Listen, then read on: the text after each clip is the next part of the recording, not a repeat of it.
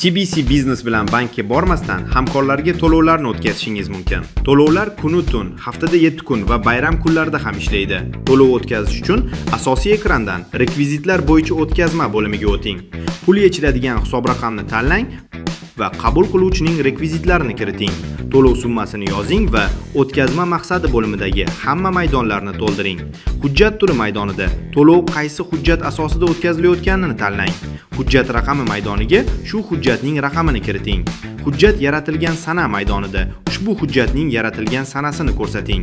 Mahsulot xizmat maydonida to'lov nima uchun o'tkazilayotganini ko'rsating. Kerak bo'lsa, qo'shimcha rekvizitlarni to'ldiring. Kiritilgan ma'lumotlarni tekshiring va davom etish knopkasini bosing. Bo'ldi. To'lov yaratildi va kompaniya direktori yoki administratorining tasdiqlashini kutyapti.